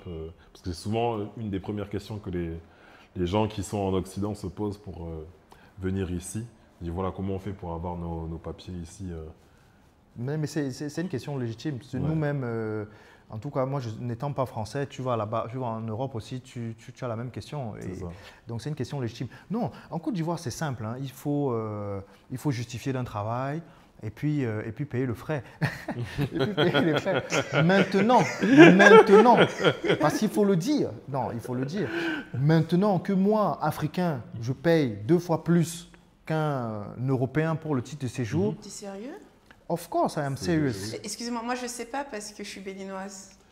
Oui, parce que c'est l'Afrique de l'Ouest. C'est DAO, donc moi je ne sais pas. Donc voilà, non, moi, non. C'est le cas. Hein. Moi, ça m'est arrivé avec moi et ma femme, parce que du coup, elle a africaine aussi, mais pas de la CEDEAO. Et en fait, elle a payé plus cher que moi, qui a un passeport français. Tout à fait. Non, 2 fois plus cher, il faut le dire. Non, c'est pas 2 fois plus. C'est plus cher. C'est 2 fois plus cher. Peut-être que ça a changé. C'est 2 fois plus cher. En 2020, quand on est arrivé, c'était pas ça. Ok, tout cas, donc, première info. Est-ce qu'on ose passer un message ou on va s'en tenir à là? Non, parce que c'est les règles établies, mais c'est une réalité. Il ne faut pas que... C'est bien de le questionner aussi, parce qu'à un moment donné, on parle de panafricanisme, on parle de l'émergence de l'Afrique, on parle d'unité, de libre circulation. C'est des questions qui doivent se poser. Donc, non, moi, c'est quelque chose qui m'a interrogé. Maintenant, voilà, qu'est-ce que tu veux faire? Tu payes et puis si tu ne payes pas, tu es sans papier. Pour toi, c'est combien environ? Tu as une idée approximativement? C'est combien pour... Quoi, le prix? Oui. Ça tourne dans les 350, tout frais compris. 350? 1000 francs. Et pour les Français? CFA. Moitié moins. Non, j'aurais dit, en tout cas, moi, en 2020, il me semble que c'était peut-être pour nous, 200 ou 150 et 300 pour... c'est ça. C'est ça, donc c'est ouais, c'est 150. Non, je crois que 200, 300. Ouais, mais là j'ai perdu mon titre récemment, je l'ai renouvelé, donc la grille encore. Donc voilà, on est dans ces eaux. Maintenant, voilà, C'est comme ça. Non, mais après, c'est comme ça. Les choses sont comme c'est, mais il faut la voir. Il y a des accords de coopération dont on n'a pas nécessairement conscience ou connaissance, qui sont des héritages du passé et qui peuvent justifier. Mais je comprends que ça choque et qu'on s'interroge de ça compte tenu du chemin que les Afriques essayent de prendre. Ça a été compliqué d'avoir le titre de séjour? Non, pas du tout. Franchement, et ça, c'est vraiment quelque chose que je dois souligner. En tout, de là où je viens, mais waouh, l'administratif ici, je ne sais pas si vous avez d'autres retours, mais en tout cas pour moi jusqu'à présent, a un fonctionnement qui vraiment fonctionne. Tiens la route, ouais. Qui fonctionne. Dans la mesure où, voilà, tu vas à l'ONESI, moi je veux faire mon titre de séjour, voilà la liste des documents, voilà ce que vous voulez payer. Il y a 7 endroits où tout le monde y va, il y a 7 endroits là où c'est VIP, vous avez un petit café, il faut payer X de plus, 20 € de plus. Je paye ça, mais voilà mes documents, votre titre sort dans tel nombre de jours. En attendant, voilà votre récépissé, et à chaque fois, vraiment sur toutes les démarches que j'ai eu à entreprendre, en tout cas en Côte d'Ivoire, l'administratif fonctionne sans excessivement de tralala, quoi. Vraiment, sur ce point, je peux absolument pas dire le contraire. C'est un beau retour, une belle expérience. Moi, j'ai eu à parler à d'autres personnes pour qui ça a été plus compliqué. Ok. Peut-être que le service VIP aide aussi, et peut-être qu'elles ne l'ont pas saisi. Je ne saurais pas te dire. Mais oui, je pense que du coup, il y a sûrement des expériences différentes, peut-être en fonction des personnes, peut-être en fonction des moments, j'en sais rien. Mais c'est rafraîchissant en tout cas d'entendre dire que tout s'est bien passé pour toi. Moi, dans l'administration, de manière générale, ça se passe bien. Il faut juste apprendre les codes pour accélérer le traitement de son dossier. Oui. Bien sûr. Il faut juste connaître ces codes-là et puis savoir comment parler, avoir la blague qui détend, etc. Mais globalement, oui, je suis d'accord avec toi aussi, pareil. Je trouve que l'administratif ici aussi fonctionne plutôt bien. Dans l'ensemble, ça va bien. Ouais. Jusqu'à certaines échelles, tu vois. Est-ce qu'on est à ces échelles? I don't know. Mais jusqu'à certaines échelles, pour des choses vraiment de base, normales. Oui. Voilà, oui, c'est ça. Effectivement. Moi, je peux pas dire que ça fonctionne pas, quoi. Ça fonctionne très bien. Ok, très bien. Donc, tu es résident. Tout à fait. Et en l'occurrence, tu résides à Faya. Exactement. Du côté de Faya. Tout à fait. Qui est un quartier, donc si je ne me trompe pas, nord-est d'Abidjan. Tout à fait. C'est un quartier qui est en évolution. En construction. Qui est plutôt mixité, une certaine mixité sociale, des résidences, des bâtiments un peu plus anciens et ainsi de suite. Et des constructions. Il y a de plus en plus de constructions récentes. Pourquoi Faya? Alors, pourquoi Faya? Parce que quand je commence à travailler, moi je vais d'abord vers Angré. Okay? Donc, petit studio, etc. Je sais qu'à Aquabac, on aime les chiffres, donc we gonna talk numbers. Lui, on va le réinviter. Ouais. Mais en tout cas, studio, je paye 150 000, un studio américain. D'accord, ok. 280 € approximativement. Voilà, 150 000. Et moi, encore une fois, dans mon contexte, ça me va parfaitement pour ce que je fais. Et quand j'arrive, du coup, j'ai pas de voiture. Donc, je cherche quelle ligne de bus. Parce que moi, j'arrive et je vois dans Abidjan des bus qui circulent tout le temps, dans tous les sens. Donc, je me dis, je viens d'Europe. Donc, il doit y avoir une ligne de bus qui peut servir mon propos, qui peut m'emmener à mon taf. Parce que moi, je travaille de l'autre côté en zone 4. Donc, je dois traverser le pont, etc. Il doit y avoir une ligne de bus qui sert mon propos. Et je trouve la ligne 715. Donc, tout ce que j'ai à faire, c'est de me lever à 6 h, être au bus pour 6h45, m'asseoir, faire mes 35 minutes de trajet sans embouteillage et je suis à 5 minutes du travail. Sans embouteillage, bus bondé ou pas? Non, pas bondé parce que je suis assis. Et tu es en début de ligne? Et comment? Enfin, quand tu prends le bus, tu es en début de ligne, je suppose. C'est le terminus. Exactement. Ouais, voilà, je pars du terminus, donc j'ai ma place assise, 500 francs. Ok. Donc, là aussi, tu avais pris Yango? Là aussi, j'avais pris Yango à 7 h la journée pour aller de l'autre côté. 6 000 francs, on est dans un rapport… De 500 à 6 000? Oui, facile. Ah ouais. Facile. Facile. De 500 à 6 000. On s'était amusé à faire le budget Yango, je crois, sur un épisode. Oui. Puisque moi, j'ai longtemps fait la Palmeraie zone 4. Avant la Cannes, c'était 3 500. Après la Cannes, en dessous de 6 000, j'avais rien. Il y a des moments où ça montait à 8 000. Donc tu calcules une journée, ça fait 16 000 la journée. Bon, je vous laisse finir les calculs. Je vous dis, ça me coûtait plus cher qu'un loyer. Et c'était vraiment de la folie, quoi. Et la voiture te libère. Non, la voiture libère à fond, mais voilà. Donc, moi, quand je suis dans un endroit qui coûte 150 000, je me dis pourquoi. Enfin, ok, j'ai un gros gap, je ne paye pas beaucoup, mon loyer ne représente pas énormément sur mon salaire, mais est-ce que pour autant, je dois dépenser autant que ça dans le transport? Ben non, moi, je prends le bus. Et ça sied parfaitement à mon propos. Je peux lire, je retrouve mes vieilles habitudes occidentales. Donc je lis mon livre, je lis mon livre et puis c'est magnifique. Maintenant le retour c'est un peu plus, c'est une autre histoire. Mais voilà, donc moi je suis à cet endroit et puis le temps passe. J'ai mon petit frère aussi qui finit ses études dans un autre pays, qui veut venir ici. Voilà quoi, je peux m'en occuper. Donc il faut que j'aille sur quelque chose de plus grand. Et puis là tout de suite, je me dis aussi, ok, j'en ai la possibilité, j'en ai les moyens. J'ai pas forcément envie de retourner dans un appartement. Parce qu'il me faut mon chien qui court, parce qu'il me faut mes plantes, il me faut mon jardin, il faut faire des barbecues une fois dans le mois, etc. Donc voilà, on cherche une maison dans un budget plutôt raisonnable. Dans cette zone-là, c'est presque le seul endroit dans Abidjan où tu peux encore avoir, tout ça. Et en plus, je suis sur un axe routier qui m'emmène vers l'usine, là où je vais travailler dans le futur. Donc l'un dans l'autre, voilà, Faya, comment Faya s'impose à moi, quoi. Et puis je suis très content de là où je suis. D'accord, ok.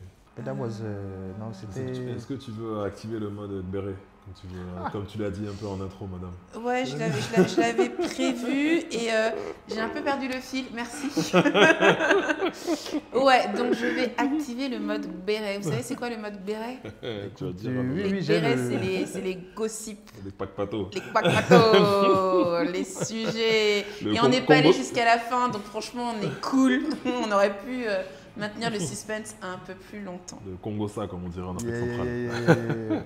Gars, Joe, ça se passe comment les amours à Abidjan, hein? Pour un jeune et charmant célibataire comme toi. Ouais, en plus, toi, je te mets un peu la pommade, je te mets bien et tout. Oh my God. Mais il est prêt, hein, il est prêt. Alors, ton micro. Voilà. Qu'on entende bien. Ça, là, faut pas qu'on loupe. Faut pas qu'on t'entende bien. Comment ça se passe? Écoute, Abidjan, c'est une place très cosmopolite. Okay. Donc, encore une fois, en fonction de ce que tu cherches, il faut te donner les moyens. Est-ce que je vais vous donner de la croustillance sans que vous n'ayez des questions plus précises? Je ne pense pas. Ok, attends, Donald. Pull up. Non. Pose des questions. Attends quoi?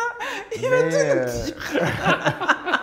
Mais non, comment ça se passe? Non, c'est vrai que la question est vague, mais je peux être plus précise si tu y tiens, et ceci sans rire. Non, bien sûr, on peut être précis. Je pense que ça fait partie aussi de la répatriation. Oui, mais non, il y a des gens du monde entier qui viennent ici pour toutes les raisons qu'on connaît. Et Abidjan est une énorme place culturelle. Donc ça veut dire qu'à tout moment, moi je suis un peu dans le domaine de la culture par la musique et autres. Donc ça veut dire qu'à tout moment, tu as des soirées, des concerts, des événements, des after-work, whatever. Ensuite, tu as tout le côté aussi, voilà, s'entretenir, le sport, etc. Donc, je veux dire, il y a des lieux, il y a des lieux pour peu que tu t'en donnes un peu la peine. Il y a des lieux où tu peux sortir et rencontrer du monde. Moi, pour le moment, ça marche bien pour moi. Ok. Mais tu as réussi à rencontrer des personnes. C'était facile de rencontrer des personnes avec qui tu matchais. Mais matcher, tu vois, au-delà d'un simple attrait, matcher intellectuellement, dans les loisirs, dans les délires, dans les envies aussi, dans le projet. Ouais, okay. C'est pas évident hein, quand tu viens dans un nouveau pays comme ça de trouver justement le... Et je te pose cette question, elle est orientée, donc je vais aller un peu plus loin avant de te laisser répondre. Moi, j'ai eu beaucoup de retours, plutôt de la gente féminine, qui exprimaient ceci. on est célibataire. Certaines même sont venues en Côte d'Ivoire dans l'espoir de pouvoir rencontrer plus facilement quelqu'un parce qu'elles se disaient je suis dans ma communauté, enfin il y aura plus de choix en termes de probabilité, automatiquement le champ des possibles est plus important. Okay. Et elles ont été assez déçues parce qu'elles se rendent compte que les attentes ne sont pas les mêmes. Okay. Et donc elles vont dire beaucoup de joueurs à Abidjan et pas que les Ivoiriens. Okay. Clairement, soyons clairs, on ne tague personne en particulier. Okay. Mais elles disent en fait que pour les hommes ça semble tellement facile, notamment les hommes d'une certaine classe sociale, d'un certain pouvoir économique, d'avoir des femmes et des relations amoureuses ou autres, okay. Que du coup les gens ne veulent pas réellement construire. Mais quand on parle de construire, on ne parle même pas de mariage à ce niveau-là, mais juste avoir une relation suivie avec quelqu'un. Un grand nombre se sont fait énormément draguer par des hommes mariés. Bon, ça, tu ne pourras pas en témoigner parce que ce n'est pas tes sujets. Mais voilà, en fait, cette espèce de différence d'attente, en décalage entre les attentes entre les hommes et les femmes. Yeah, ça c'est un vaste sujet, mais moi je dirais peut-être deux choses. Premièrement, c'est quoi le projet? Est-ce qu'on cherche quelqu'un pour qu'on s'entende, que ça ne soit pas mal connoté, pour passer le temps, c'est-à-dire voilà, I have a girlfriend, on s'entend bien, on va au ciné, etc. Et puis voilà, affectivement, j'ai un support et ça marche. Est-ce que je cherche quelqu'un parce que je sais ce que je veux faire, je sais là où je vais et je veux construire quelque chose, et auquel cas il faut aussi accepter que peut-être ça ne sera pas du premier coup, donc tu vas aussi passer par tout ce qu'on vient de dire, c'est ups and downs. Donc, c'est quoi le projet? Maintenant, je reviens sur ma personne. Moi, je vous dis, j'ai un titre de séjour qui court jusqu'en 2029. À Abidjan, je suis venu pour tout manger, pour tout, pas les femmes, hein, mais en termes de projet, en termes de projet professionnel, je suis venu pour tout exploser et vraiment faire du mieux que je peux là où je peux. Donc, moi, je ne m'inscris absolument pas à Abidjan, je vais me marier, fonder une famille ou quoi que ce soit. Ce n'est que mon avis, ce n'est que mon projet. You got me. Donc, je ne m'inscris pas là-dedans. Mesdames, vous êtes prévenues. Si vous le croisez, ce n'est pas pour le mariage. Oh my God. Donc, voilà. Donc, ce n'est pas mon projet. Maintenant, voilà. Est-ce que construire, ou bien en tout cas cheminer avec quelqu'un, voilà, le temps d'une saison ou deux, est-ce que c'est quelque chose que je peux faire ou que j'ai été amené à faire? Yes, of course. Maintenant, et aussi pour revenir à ta question, est-ce que ça match? Est-ce qu'on a les mêmes atomes crochus? Je veux dire, moi je prendrais ça dans l'autre sens, dans la mesure où, waouh, si tu ne marches pas avec quelqu'un, si vous n'avez pas les atomes crochus, arrêtez tout de suite, quoi. Sinon vous allez vous prendre la tête, vous n'allez pas parler le même langage. Donc ça veut dire que, déjà, eu égard des endroits où tu vas, la personne que tu vas rencontrer, tu vas faire un rapide screening parce qu'il y a toujours cette phase où vous allez vous voir une ou deux fois. Et puis, tu fais ton screening et savoir, OK, peut-être on parle le même langage. Et donc, voilà, on peut cheminer ensemble. Mais en étant très clair, et encore une fois, ce n'est que moi, mon avis, avec l'éventail de choses que j'aspire à faire, je ne suis pas dans l'objectif, en tout cas, de venir me caser, etc. D'accord. J'ai une question qui s'adresse à vous deux. Monsieur l'homme marié et monsieur l'homme célibataire, est-ce que vous avez déjà eu des propositions indécentes? Vous vous êtes retrouvés dans des situations où c'était quand même très particulier, quoi. Ah, ici à Abidjan? Ouais.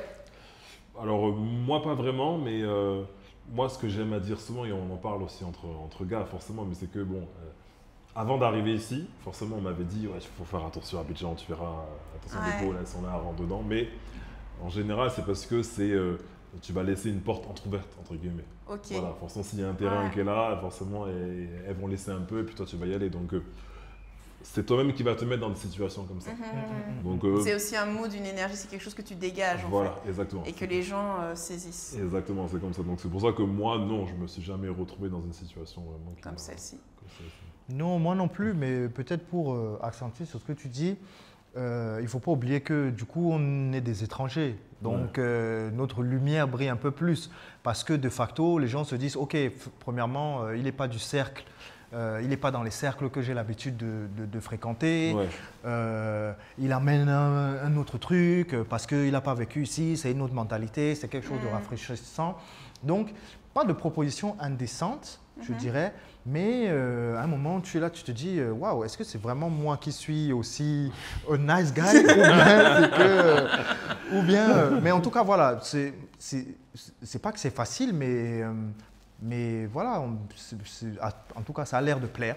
Le profil a l'air de plaire, mais j'essaie toujours de relativiser pour garder les pieds sur terre. Un peu la même quand même pour réagir sur ce que tu viens de dire. Moi, je suis arrivée seule aussi et on m'a dit, mais Ismène, une femme seule comme toi, à Abidjan, à Poutchou comme il faut, ma chère, tu vas pas respirer. Et honnêtement, je pense que c'est vraiment une question d'énergie. Oui. Si tu n'es pas là pour ça, si ton esprit est concentré sur...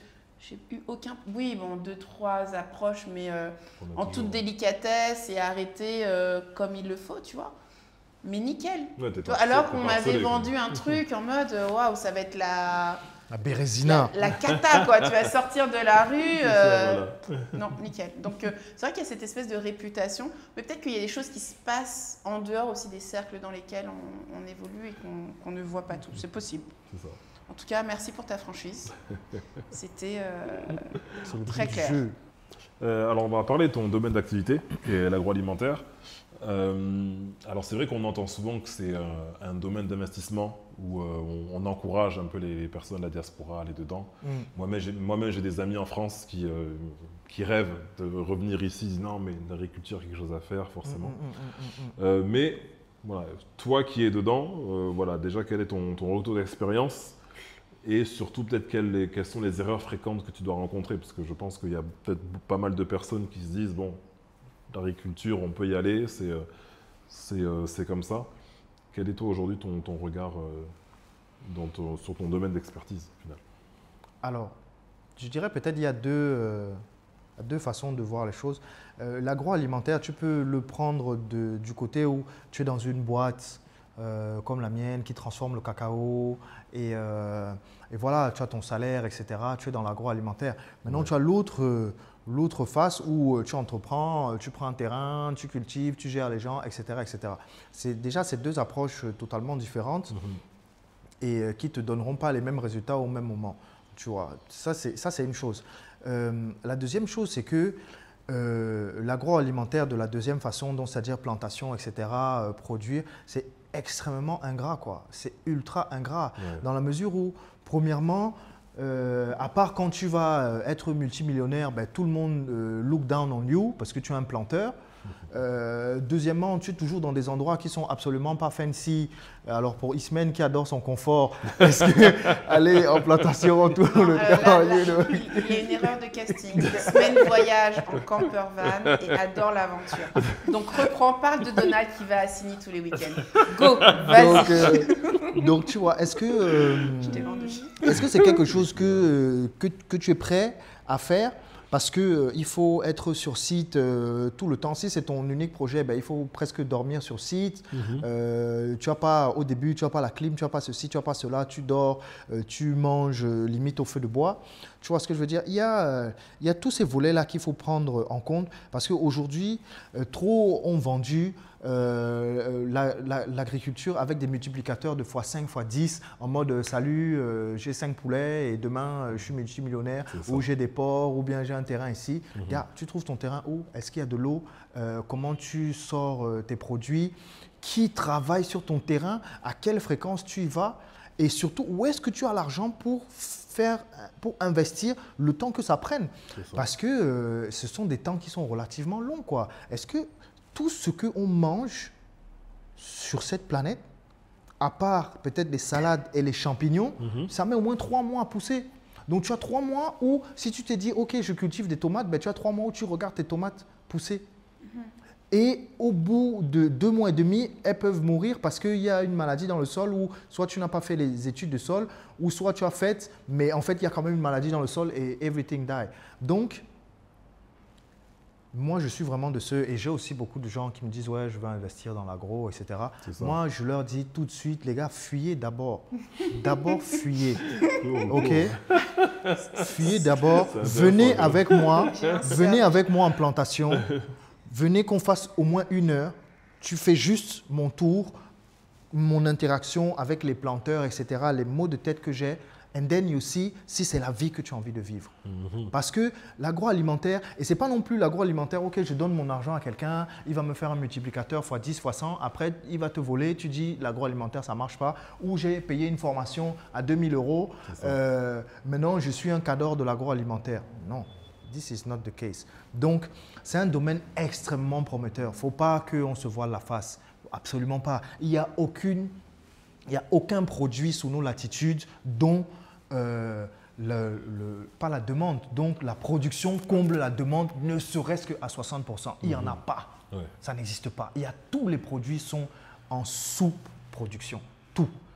Poisson, poulet, œufs, tomates, bananes, pommes, tout est en sous-production, donc tout le monde demande. Et là, je ne suis même pas encore dans la transformation de ces produits pour augmenter la valeur. Everything we need to increase the production. Mais ce n'est pas aussi facile que ça. Ok? Et il n'y a pas de miracle non plus là-dedans. Tu vois? Donc, domaine très porteur. Qu'est-ce que tu veux faire? Est-ce que tu veux être dans une entreprise? Tu es toujours dans l'agroalimentaire. Ou est-ce que tu veux produire toi-même? Si tu veux produire toi-même, c'est quoi ton backup? À qui tu as parlé? À qui tu t'adresses? Et comment est-ce que tu te lances? Tu ne viens pas tout seul prendre une plantation, chercher les gens, dire « Ok, voilà, maintenant moi je fais mes trucs, après on te vole tout. » Et puis tu commences à dire « Ouais, l'agroalimentaire, ça ne marche pas. C'est pas bon. C'est pas bon pour nous. » J'ai envie de faire un petit cas pratique très simple. Je prends 5 hectares. Sur les 5 hectares, je dis que je veux planter des bananes. Ton cas pratique est déjà faux dès le départ. Jamais tu prends 5 hectares. Comment tu pars par où pour commencer par 5 hectares? Okay, comment tu fais pour avoir 5 hectares? Non, tu gères ça comment? C'est trop grand. C'est trop grand. Tu es qui? Tu n'as jamais fait ça? Je prends 1 hectare. Merci. 1 hectare. Merci. Pour planter du gombo. Merci. Ok. Est-ce que c'est une ressource, une rémunération qui me permet de vivre ou est-ce que c'est juste une rente complémentaire? Véritable question, quoi. C'est quoi le prix du kilo de gombo? 150 francs, 200 sur 1 hectare. Si tu as tout bien fait, je ne sais pas, tu vas dégager 3, 4, 5, 6 millions, je ne sais pas. Est-ce que tu vis avec? C'est quoi le projet derrière? Mais c'est une vraie question. Forcément, c'est un vrai cas. Est-ce que maintenant tu vas aller sur quelque chose de beaucoup plus valuable, de la fraise, je ne sais pas quoi? Ça aussi, c'est une autre approche. Ou est-ce que, ce que moi je préconise, est-ce que tu as une approche long-termiste où tu t'es dit, vraiment, qu'on s'entende très bien, hein, moi, en agriculture, plus tu as commencé petit et mieux c'est. Parce que tu dois savoir là où tu vas te casser les dents, quoi. Donc, ton hectare, là même, tu as divisé ça même d'abord en 4. 2000 mètres carrés. Parce que 1 hectare, c'est 100 fois 100 fois 100 fois 100. Il te faut au moins 3-4 personnes qui travaillent là.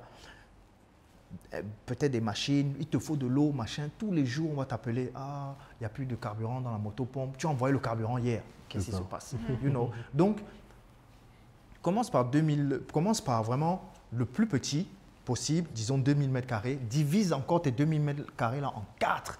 Maintenant, tu dis, OK, je teste ça et ça et ça et ça. Ça fait 500 mètres carrés, non. Je teste ces 4 trucs-là. J'en ai pour 6 mois. Donc, 2 cycles de culture. Maintenant, qu'est-ce qui se vend? Qu'est-ce qui ne se vend pas? Qu'est-ce qui me fatigue? Qu'est-ce qui ne me fatigue pas? OK, maintenant, j'en élimine 2 sur les 6 prochains mois. Sur les 2 là, je double maintenant la surface sur ces 2 là.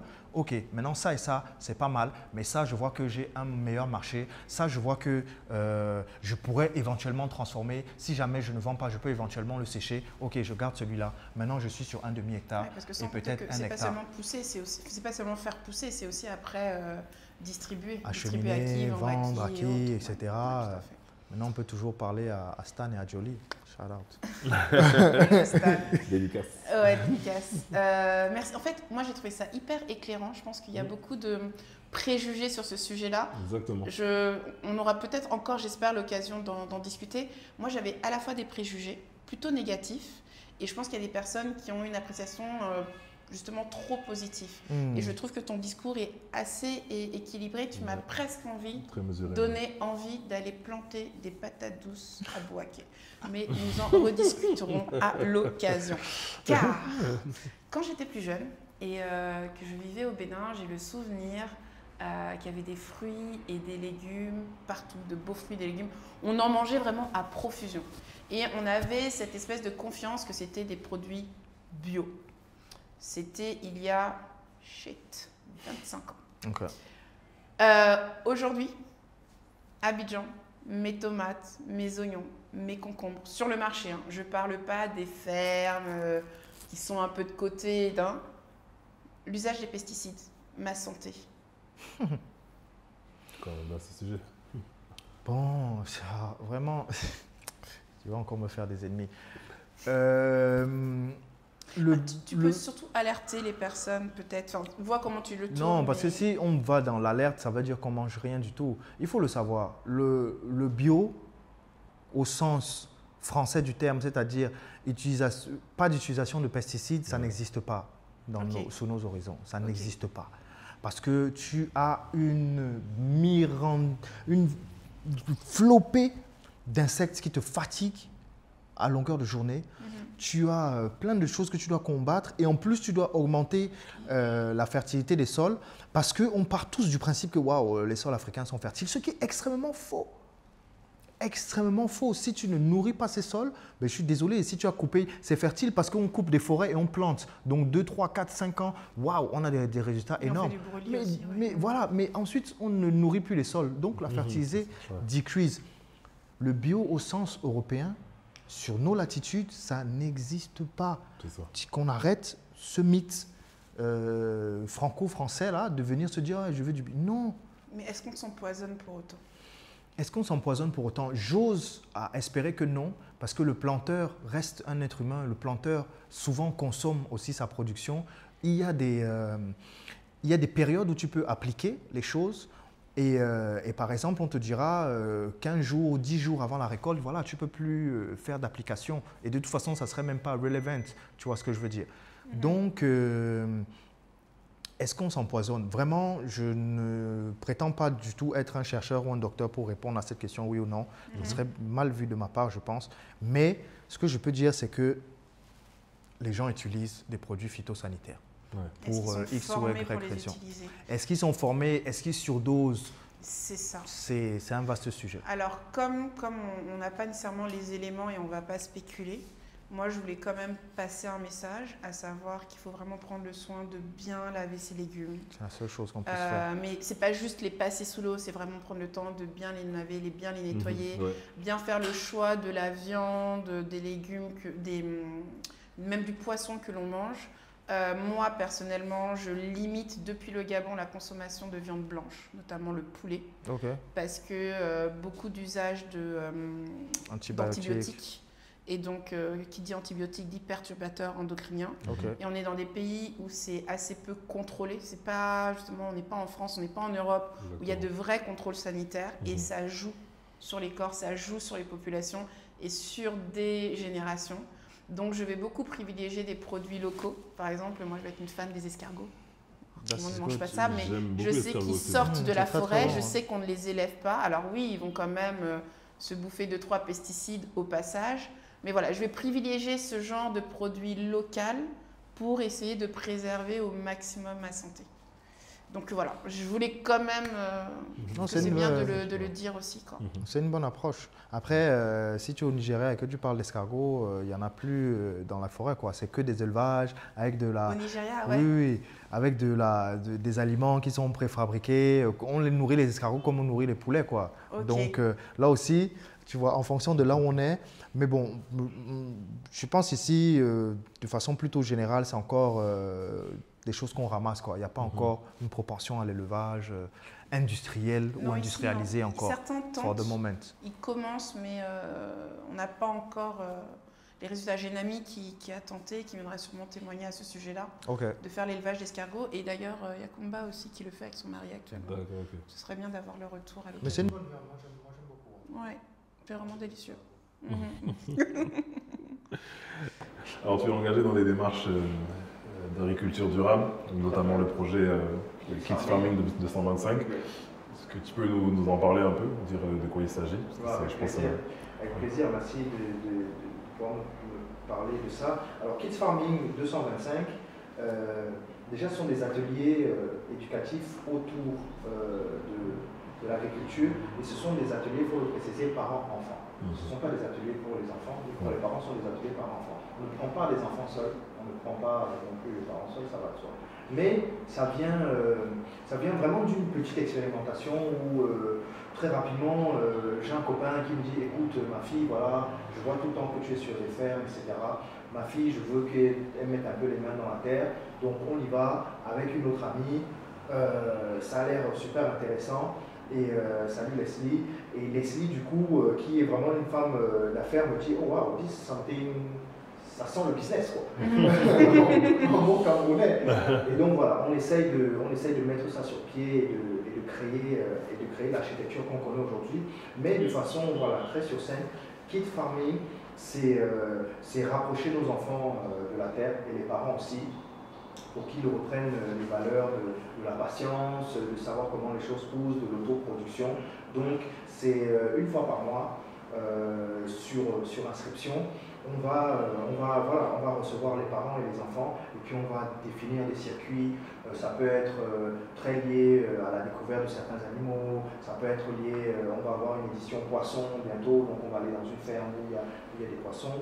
Mais toujours avec cet aspect de on met les mains dans la terre, on se souvient que la terre c'est pas sale, et même les vers de terre ou autres, voilà, la terre c'est pas sale, on met les mains dans la terre, on repart avec sa petite graine qu'on a pour mission de faire repousser, de faire germer, et nous derrière on vous suit, de savoir est-ce que vous avez bien suivi, mais en tout cas on passe un bon moment, parents, enfants, où on insiste surtout sur le fait que, pourquoi on insiste pour que les parents soient là, c'est parce que les parents ont vraiment tout cet aspect d'accompagner et de pouvoir faire que les petits se dépassent. Juste un petit exemple, la première édition, on est sur une autre ferme, on a des escargots, c'est les gros escargots africains, là, et les petits sont réticents, quoi. C'est bon, non. Mais le parent derrière, et c'était vraiment très, très, très émouvant, le parent derrière qui lui dit non mais essaye avec un doigt, essaye avec deux doigts, touche-le, et derrière voilà, il arrive à convaincre son enfant. Donc il y a cette magnifique relation autour d'un sujet naturel. Donc voilà, les ateliers Kids Farming, une fois par mois, découverte ou redécouverte de nos valeurs au travers de l'agriculture. Et alors comment est-ce qu'on fait pour avoir le calendrier? Sur notre page Instagram. Donc tu nous passeras le lien, comme ça on pourra le mettre. Et le prochain, c'est pour quand? Le prochain alors, c'est en mai. Mai, ok. C'est en mai, donc à la fin du mois de mai. Et on vous prépare quelque chose de bien. Normalement, moi je vais rien annoncer, ça sera sur la page. Mais en tout cas, on prépare une très belle édition. La dernière édition était dans un très beau lieu aussi, Fairy Garden, avec un fort accent sur les animaux de la ferme, des lapins, des tortues, des cochons d'Inde. Voilà. Pour beaucoup d'enfants aussi, c'est la première fois qu'ils ont affaire à ce genre d'animaux, etc. Donc c'est vraiment passionnant. Super. Oui, super initiative, top. Je check toujours, est-ce qu'on a fait le tour des questions, est-ce qu'on est tout bon? Je pense qu'on a fait le tour, ouais. Alors il nous reste un dernier rituel dans notre podcast, ce sont encore les questions mystères, mais cette fois-ci à 360 degrés. C'est-à-dire que c'est nous qui allons nous coller pour répondre aux questions. Donc tu peux en choisir deux, une pour Ismène, une pour moi, et on va tenter d'y répondre. Avec plaisir. Je choisis. Mesdames, Mesdemoiselles, Messieurs, bienvenue encore dans Aquabac, n'est-ce pas? Sans langue de bois à la répatriation, aujourd'hui nous avons deux invités magnifiques, Ismène et Donald. Je vais leur poser des questions. J'espère qu'ils vous répondront sans langue de bois. Let's get it. On va commencer. Politesse oblige. J'ai envie qu'ils me posent 10 questions. Ismène, ta qualité de vie s'est-elle améliorée ou dégradée depuis ton retour? Alors ça va être une question qui n'est absolument pas linéaire. Dans un premier temps, je dirais, c'est pas dégradé, mais tout au moins, j'ai dû revoir mon niveau de vie. Parce que comme je disais, je me suis lancée dans l'entrepreneuriat. Je voulais ménager ma monture et moi, j'ai pas de difficulté à perdre un peu de confort. Il y a juste un truc sur lequel je ne fais aucune concession. C'est vraiment le confort de la maison. Mon intérieur, c'est mon cocon. Pour le reste, ouais, je me suis retrouvée dans des situations, à vivre dans des quartiers où spontanément je ne serais peut-être pas allée, à faire attention au nombre de billets d'avion que je prenais pour aller en France. J'aime bien le taquiner, hein, donc Donald va partir 3 à 4 fois à Paris, tu vois. Moi, j'essayais de limiter. Pas à Paris, madame. En je France. Pars. Non. Bon, Ah, non, 3 ou 4 fois par an. Je pars. Voilà, Je je pars pars pas en 3 à 4 France, fois voilà. par an. Je pars. En voyage.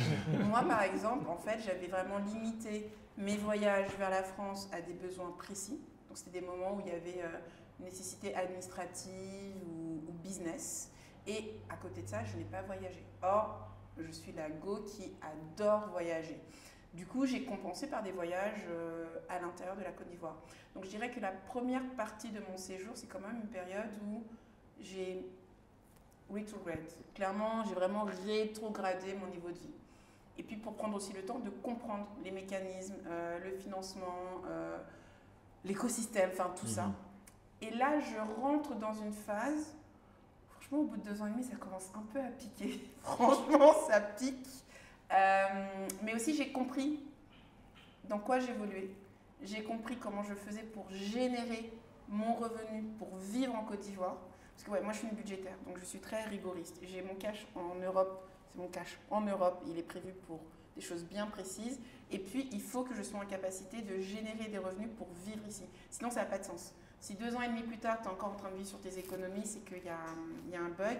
Aujourd'hui, je suis parvenue à faire ça.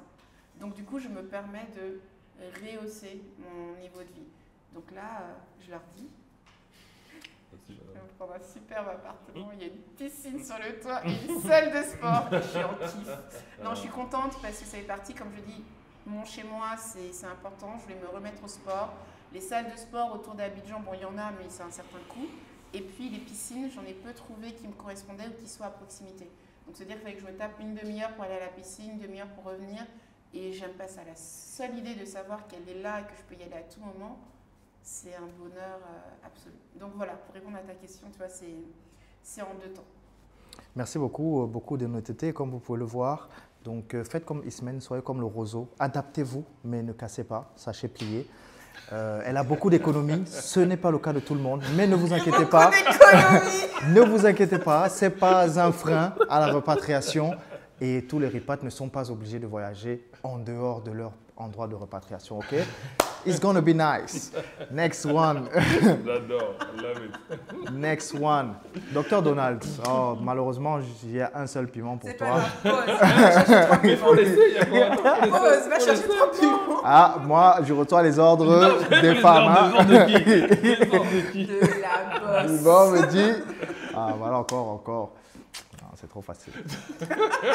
Ah, mais non, moi, vous devez regarder. Non, il faut que ça soit sucré. Messieurs, dames, voilà, ça sera coupé au montage. On choisit les questions difficiles parce que c'est de ça qu'il s'agit. On va même pas couper. Bon, écoutez. Les 3 piments, je les ai cachés. Aïe. Ok, aïe. Ouf. Donald, are you ready? Vas-y. Alors, c'est difficile d'emblée parce que ça demande la caricature. Ça te demande de caricaturer le profil type du ripat. Le profil type du ripat. Voilà. Qui tu vas fâcher, qui tu vas pas fâcher. Tout à l'heure, tu voulais me mettre dans la sauce. Te voici maintenant. Il a 2 minutes pour vous répondre. Alors, le profil type du ripat, bon, après, en caricature, hein, on se comprend, des gros guillemets, des grosses pincettes. Vraiment, tu vas au. C'est des gros traits. Hein. Oui, en caricature. L'épaisseur du trait, quoi. Ouais. Bien gras. Alors, si je devais caricaturer, c'est un peu alors du ripat, on va dire. Ouais, du ripat, donc celui qui vient ici. Bon, c'est quelqu'un qui va habiter en zone 4. Déjà. Qui va habiter en zone 4, qui va aller manger, on va dire, il va manger chez Richard. Parfait. Il va manger au comptoir. Très bien. Très bien. Passe sa vie à l'ITC. Comment? Passe sa life à l'ITC. Voilà, il va ITC. Il va, le soir, il va... qu'est-ce qu'il va faire? Il va aller au Ouest aussi. Il va au Ouest. Le vendredi soir, il est au Ouest. Après avoir joué au paddle. Voilà. Bien sûr, comme tous les jeunes cadres dynamiques qui jouent au paddle. Et qu'est-ce qu'il fait le week-end?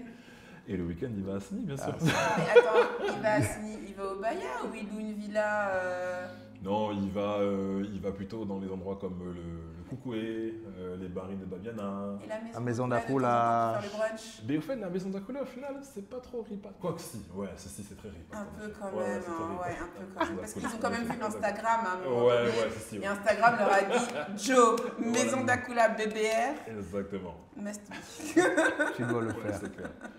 Non, en tout cas, c'est une belle caricature. Moi, Ouais, je pense que tu mérites une autre question, mais en tout cas, voilà, vous savez à peu près ce qu'il faut faire pour dilapider vos économies. Si vous avez beaucoup d'économies comme Ismen, vous savez ce qu'il faut faire. Mais en tout cas, merci beaucoup. C'est l'occasion pour moi de vous dire au revoir. Non, je rigole. Si, enfin, tu l'as tellement bien fait, donc tu peux clôturer l'épisode aussi. Non. On peut couper toutes les caméras. Tu peux leur parler. Go. Non, écoutez, non, moi je suis toujours très content de pouvoir m'exprimer et donner du retour d'expérience parce que c'est ça qui nous fait grandir. Sur tous nos voyages, au final, peu importe là où on va, c'est parce qu'on a des retours d'expérience qu'on se dit oui ou non, ou bien maintenant peut-être, ou qu'on ajuste. Donc c'est toujours important. Donc gros shout-out à Aquabac et à son équipe parce qu'il faut le faire. Techniquement, vous ne le voyez pas, mais il y a du matos, il y a de l'investissement, c'est nice. Donc, les choses bien faites, on est toujours là pour accompagner. Et puis, voilà, si ça peut orienter une ou deux personnes, c'est avec un plaisir toujours renouvelé, quoi. Donc, merci les amis. Hein. Merci beaucoup. Merci. C'était vraiment top. On n'aurait pas mieux dit en tout cas. Ouais, c'est clair. On vous dit à très bientôt. Abonnez-vous, important.